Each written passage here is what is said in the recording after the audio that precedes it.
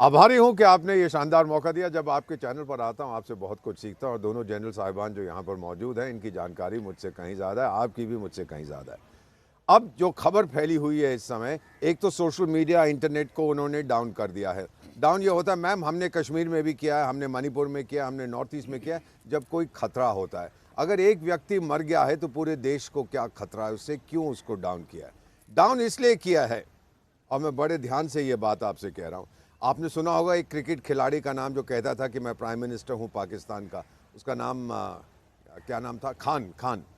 तो उसकी आज वर्चुअल रैली होने वाली थी, जलसा होने वाला था, और क्योंकि इन पर्सन तो कर नहीं सकते, वो तो जेल में बैठा है, तो उस वर्चुअल रैली को रोकने के लिए इन लोगों ने इंटरनेट को सस्पेंड कर दिया है। ये पहली बात। दूसरा मैम, मेन चीज़, और बहुत जल्दी से समाप्त करता हूँ, ये जो इब्राहिम साहब हैं, इनकी जो बेवकूफ़ है, क्षमा कीजिए साहब का उसको, इसकी उम्र मेरी 72 साल की है, उसकी 70 के आसपास होगी। तो पहला कारण ये हो सकता है कि बीमार था, हाइपरटेंशन था, डायबिटीज़ है, ये वो मर गया, अच्छी बात है, उसने धरती का बोझ एक कम कर दिया। दूसरा, वो देश जो उससे पीड़ित है उनके लोगों ने उड़ा दिया है उसको, ये भी हो सकता है। इजराइल का एग्जाम्पल आपके सामने है। और तीसरी चीज़ जो मैं मानता हूँ सही है, पाकिस्तान के आर्मी चीफ गए हुए हैं इस समय यूनाइटेड स्टेट्स। ये जो इब्राहिम था, ये बंदा, ये वहाँ पर भी वांटेड है, डेजिग्नेटेड टेररिस्ट।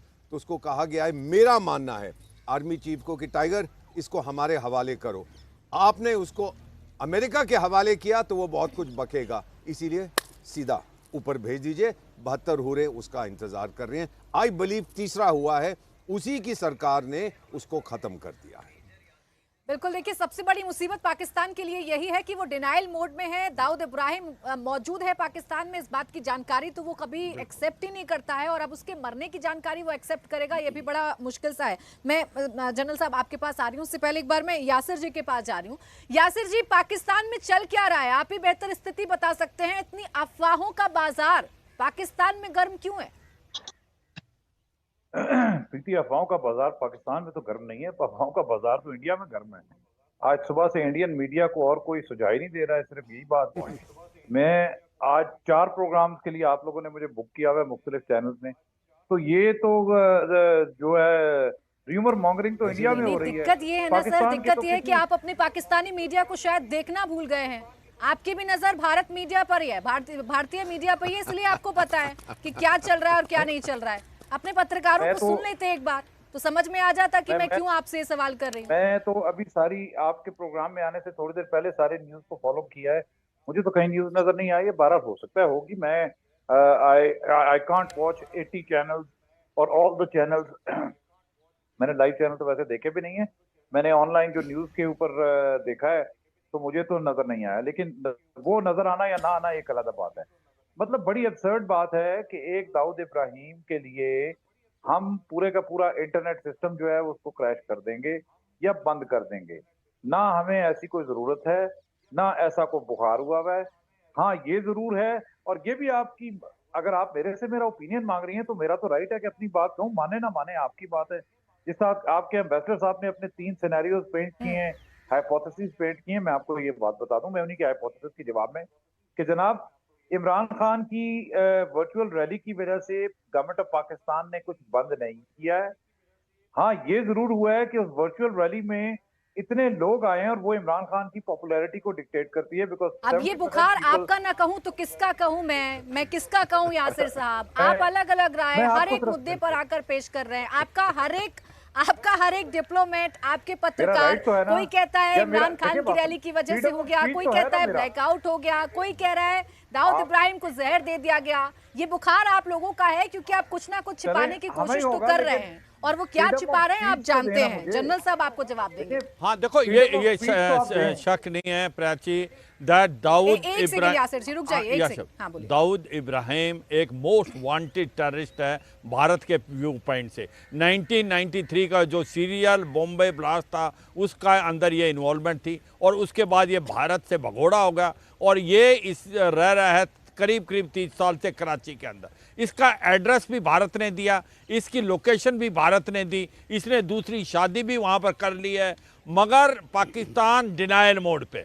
पाकिस्तान हरदम ये कहता है कि ना हमारे पास दाऊद इब्राहिम था ना है, और ये अब सच्चाई है, इनको डर लग रहा है फाइनेंशियल एक्शन टास्क फोर्स इसको अभी दोबारा ग्रे लिस्ट में डाल सकती। अमेरिका का भी बहुत ज़्यादा प्रेशर है, उसके ऊपर बहुत ज़्यादा मनी, प्राइज मनी है, और भारत बार बार कह रहा है कि इसको वापस भारत में दिया जाए। और मुझे लगता है कि इसका हुआ क्या है, और ये सच्चाई है आज की तारीख में उसकी सिचुएशन बहुत क्रिटिकल है, हॉस्पिटल में है, और ये अब इस न्यूज़ को बाहर नहीं निकालना चाहते, तो इसलिए इन्होंने इंटरनेट, ट्विटर और फेसबुक और यूट्यूब को बंद किया हुआ है पार्शली। मगर एक बात बड़ी सच्चाई है, ये हमें देखना पड़ेगा कि जो दाऊद इब्राहिम है उसको हो सकता है पाकिस्तान ने खुद ही इंटरनली खत्म कराने की कोशिश की हो, जिस प्रकार से और टेररिस्टों को मारा जा रहा है। आईएसआई सोचता है कि आज की तारीख में दाऊद इब्राहिम हमारे लिए एसेट नहीं लायबिलिटी बन गया है। हो सकता है कि ये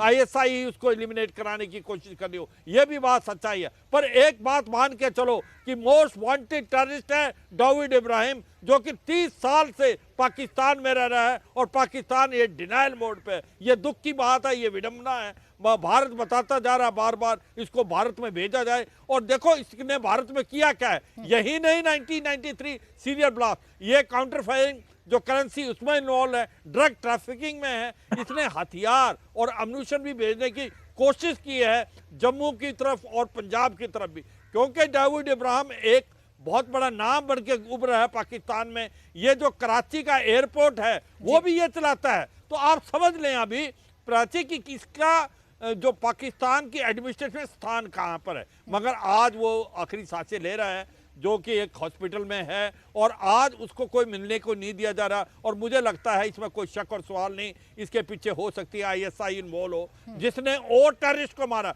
आप एक साल में 18 आतंकवादी जो कि भारत के वांटेड थे वो एक के बाद एक खत्म हो रहे। अब ये नहीं समझ आ रहा है इसको कौन खत्म कर रहा है, कहीं पाकिस्तान तो नहीं जानबूझ के इनको, आज उनको लगता है ये लायबिलिटी हो गए हैं इनको खत्म करना, क्योंकि आज वो कटोरा लेके चलता है, पैसे कोई देगा नहीं क्योंकि आतंकवाद के साथ इन्वॉल्व है। तो अपनी छवि को ठीक करने के लिए शायद प्राची ये कार्रवाई कर रहा है। ठीक है।